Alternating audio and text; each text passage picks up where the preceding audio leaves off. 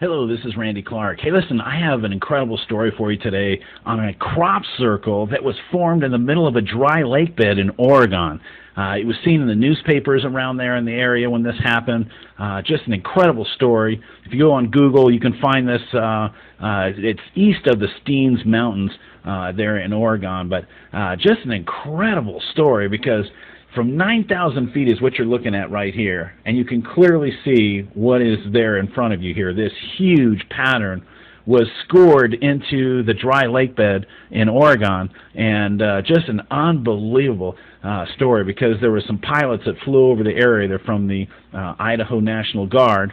A lieutenant in the National Guard there flew over this location, and here's what it looked like from 9,000 feet up in the air. You can clearly see just an unbelievable pattern. This is a Shree Yantra Mandela Formation. It's an ancient symbol, and literally this is a geometrically perfect depiction of this ancient symbol. All the lines line up. Everything is correctly done. Now, these are the four border lines that go around the entire formation, and these lines are literally 10 inches wide and 3 inches deep. Every single line in this entire formation is 10 inches wide and 3 inches deep. So again, this is on hard pan desert type dirt, so it's very compacted, very difficult to score into this type of material, especially a 10-inch trough that's 3 inches deep throughout this entire depiction here. So, who knows what made this? All we know is a few things that we know about this. Number one, there was no cars in this area. There's no tire marks into this area. It's in a very remote location, so it's out kind of in the middle of the nowhere, and all of a sudden here you find this incredibly huge looking crop circle looking type of image in the middle of the desert. I mean, I've never seen this before.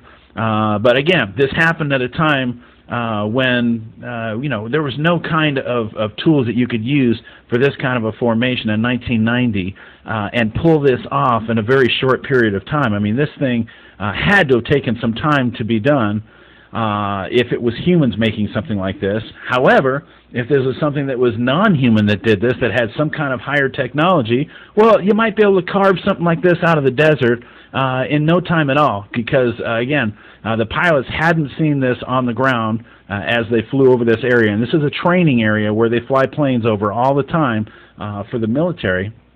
No one saw this. Just all of a sudden, August 10th rolls around, 1990, and these pilots fly over, and all of a sudden, whammo, there this thing is in the middle of the desert.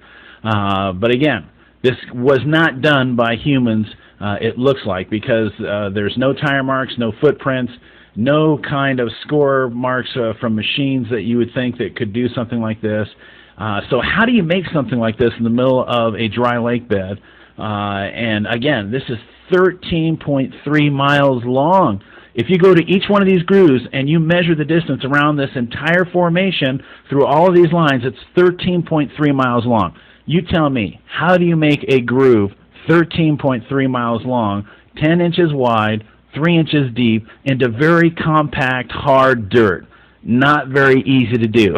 I mean, even if you had a backhoe, that would be almost impossible to do something like that and really make it look perfect like this formation is. It's absolutely perfect.